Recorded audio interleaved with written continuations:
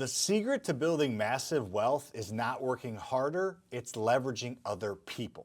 The wealthy don't build businesses alone, they don't figure out everything themselves, and they definitely don't use their own money to invest. Today, I'm breaking down the power of leverage. How to multiply your results by leveraging other people's time, knowledge, and money to scale your businesses, your investments, and your life. If you're doing it all on your own, you're doing it wrong. So what is leverage? Leverage is simply the ability to multiply your output by using external resources. Why does this matter? The wealthy don't trade time for money, they create systems that work for them. If you're trying to do this all on your own, you are moving at a snail's pace while everyone else is speeding by you. What you're going to learn in this video is how to leverage other people's time, or OPT, by hiring or delegating or even partnering. We're going to talk about how to leverage other people's knowledge, or OPK, by learning from experts and mentors who have been there and done that. And finally, how to leverage other people's money, or OPM.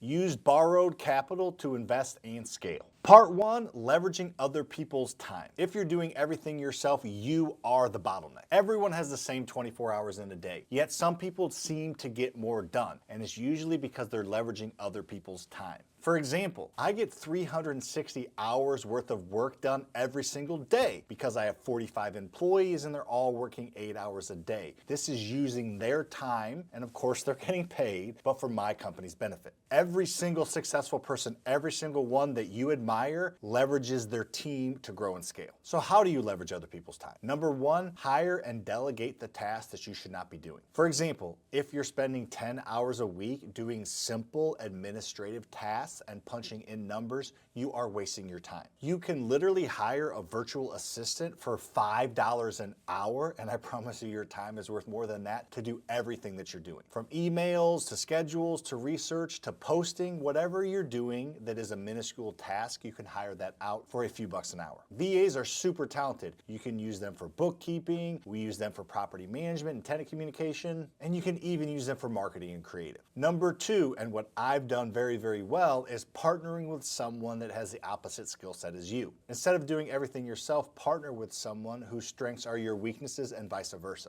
Lucas, my business partner, is really, really good at systems and is an engineer mindset. I have a sales and marketing mindset. Together, we're able to grow and go a lot faster than me trying to create systems or him trying to do sales. And number 3, in general, just build a team that works together. Whether it's real estate, any business, or even content creation, build a team and have a common goal that is communicated to your team, and you can work together to achieve that goal, and you will get there much, much faster. Part 2, leveraging other people's knowledge. Smart people don't figure it out for themselves, they learn from someone else who's already done it. I promise you the fastest way to succeed is not trial and error. Most people spend years and hours upon hours making mistakes that they easily could have learned from someone else. I don't know if it's pride or ego or lack of knowledge at what other people can do, but it is not a good way to go about growing a business and creating or scaling anything. Instead of guessing, you can utilize everything from books to YouTube University to getting a mentor or coach to learn the groove path that's already been laid out in front of you. You just have to access it. Number 1, read and listen to the right people. That's key every single day. The wealthiest people and the CEOs of large companies are well known for being avid readers. Now, you don't have to read every single day. You can do an audiobook or a podcast, but listening or reading books about how to do a specific skill or generally how to have the right mindset and business type of books will make a large impact on you if you're willing to put in the time or energy to listen or read them. Number 2, pay for speed. Yes, this includes buying somebody's mentorship or getting into their course. You can let your ego get in the way, or you can pick the right mentor or the right course and put your wealth and success in absolute hyperdrive. I have countless examples inside my community. I'm not even going to talk about how to access my community. However, we have people that do 15 to 20 flips in their first year inside the community. We have people that have bought 65 rentals in 2 years and quit their job. It's because they spent some money to learn from a mentor and a coaching program that lays out exactly what to do, how to do it, and holds their hand the entire way. And of course, if you're at all interested in that, just check out the description. There should be a free training that can guide you through that. Want to collapse 10 years of experience into a month? Get a mentor.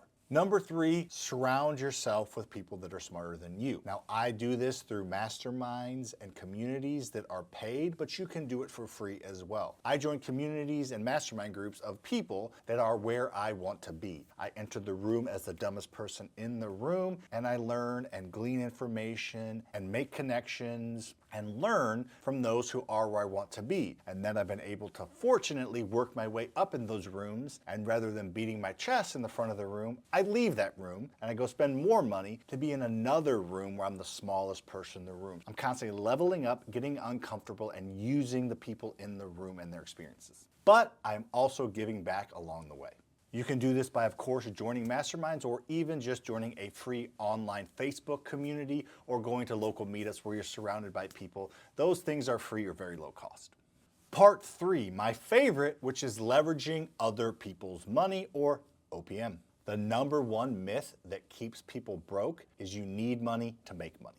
Why do wealthy people use other people's money? Because banks, private lenders, and investors all want to give you their money to invest in a business or in real estate. Their business and their livelihood depends on them lending other people's money to invest in, specifically for this video and this channel, real estate. If you only use your own money, you have to have it, which can be pretty tough in today's high-cost society. And even if you do have it, you're going to eventually run out. And if you're not going to run out of money because you have that much money, you shouldn't be watching this video anyway. Get out of here. There are a ton of different ways to use other people's money, but let me talk about 3 here quickly that I don't always talk about. Number 1, I do talk about a lot, however, I do want to hit it here quickly because it's important. That is using private money lenders and hard money lenders. Instead of saving years and years to put 20 or 25% down on a single family rental, just use a private money lender or a hard money lender to purchase that entire property distressed and then rehab it and get it refinanced at a bank to pay back your hard money or private money lender. It's called the BRRRR method. I have a ton of videos on it. It can completely change your life. At the end of this video, I will point you to the direction of a video that talks about the BRRRRs. Don't worry about it. If you know about it, great. If you don't, your mind's going to be blown here in a couple minutes. Number 2 is seller financing or creative financing.